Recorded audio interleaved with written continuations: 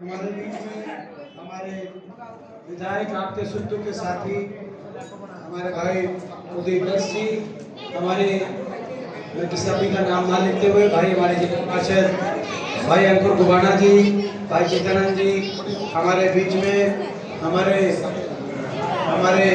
भाई विनोद प्रधान जी, हमारे गुरुका साहब जय सिंह जी, हमारे सभी पिता तुल्य मेरे बुजुर्ग नौजवान साथी, मेरी माताएं, मेरी बहनें, जब भी कोई चुनाव आए और आपको अब आपको उम्मीदवारों की तुलना करनी तो एक ही बात आती है कि उसे किसी का काम और उसका आचरण, उसका व्यवहार। जब आपने मुझे यहाँ से मौका दिया था तब अपने झज्जर को विकास के मामले में आगे लेके जाने के लिए, इस पूरे इलाके को उठाने के लिए जो मैंने काम किए थे वो भी आपको याद होंगे। चाहे सड़कों में जाल बिछाने की बात हो, चाहे एम्स अस्पताल यहाँ से मंजूर कराने की बात हो, नेशनल कैंसर इंस्टीट्यूट लाने की बात रही हो, चाहे झज्जर उस समय रेल से जुड़ा, बहादुरगढ़ मेट्रो से जुड़ा, हर गांव में विकास कार्यों में अपना इलाका आगे दिया। वो समय वो सारा काम भी आपको याद होंगे। और बचपन से लेकर आज तक मेरा व्यवहार और मेरा आचरण भी आपके आगे है। काम और आचरण की कसौटी पे आप तोल के फैसला करना। आपकी आत्मा ये गवाही दे कि आपका बालक उसमें खरा उतरता है तो आप मुझे आशीर्वाद देना। मैं तो ये और मैं विश्वास दिलाता हूँ कि आपका आशीर्वाद मैं खाली नहीं जाने दूंगा। दिल्ली पहुंचकर देश में आपका खोया हुआ मान सम्मान उसको मैं ऊपर लेके जाने का काम करूंगा। और इस आशीर्वाद से केवल दिल्ली नहीं, दिल्ली वाया दिल्ली आज के बाद चंडीगढ़ जाएगा और हरियाणा में बहुत जल्दी आपकी सरकार बनाने का ये काम करेगा।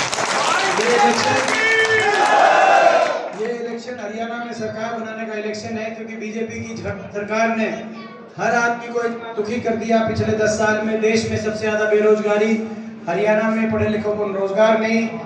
आज महंगाई की मार हर गरीब आदमी की सारी स्कीम बंद हो गई, चाहे मकान की थी, वजीफे की थी, 100 गज प्लॉट की स्कीम थी, किसानों की 750 किसानों की जान लेने वाली हत्यारी सरकार साबित हुई। हमारी बेटियों को, खिलाड़ी बेटियों को दिल्ली की सड़कों पे घसीटवाने वाली ये सरकार साबित हुई। आज ये सरकार पूरे प्रदेश में इतनी नाराज हो गई इस सरकार से कि आज बीजेपी को इलेक्शन के बीच में अपना मुख्यमंत्री बदलना पड़ा। लेकिन पूरे प्रदेश के कोने कोने से की आवाज आ रही है, बीजेपी की सरकार जारी है और हुड्डा साहब के नेतृत्व में कांग्रेस पार्टी की सरकार आ रही है।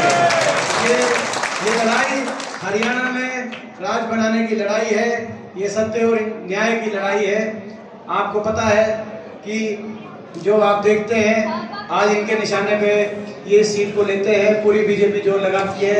कल अमित शाह झज्जर आए तो आज जेपी नड्डा रोहतक आए। 5 साल तक ये नहीं दिखते, लेकिन जब 5 साल के बाद जब इलेक्शन आता है तो फिर पूरी बीजेपी मेरे पीछे झोंक दी जाती है। मैं पूछना चाहता हूं भाई, मेरे को अकेला तो नहीं छोड़ोगे इस लड़ाई में? ये पिछली बार भी आपने देखा होगा। तो ये लड़ाई हरियाणा में राज बनाने की लड़ाई, केवल एमपी की लड़ाई नहीं है, इसीलिए सारे यहाँ पे आते हैं। ये लड़ाई बाबा साहब भीमराव अम्बेडकर जी के संविधान को बचाने के लिए लड़ाई लड़ रहे हैं, और ये लड़ाई अपने इलाके में राज लाने की और अपने इलाके को आगे लेके जाने की लड़ाई है। इसमें आज अपने गांव ने इतना मान सम्मान स्वागत किया, मैं धन्यवाद करता हूं। और आखिर में बस यही बात कहना चाहता हूं कि भाई एक एक वोट, थोड़े कहे तो आप ज़्यादा समझना, सरपंची की तरह कोई सी वोट रह ना जाए, कोई दिल्ली ना रह जाए, कोई रिश्तेदारी में ना रह जाए, कोई कहीं बाहर ना रह जाए। आपको पिछली बार की गिनती भी याद होगी किस तरीके से क्या जो हुआ। मैं सारी बात मैं बयान नहीं कर सकता, लेकिन आपको मैं एक ही बात कह सकता हूँ भाई, एक एक वोट भाई कोई अपनी जो है कोई जितने आपको, तो भाई एक बार हाथ उठा करके कि भाई एक एक वोट के लिए आप पूरा अपना, मैं बहुत बहुत पूरे गांव का धन्यवाद।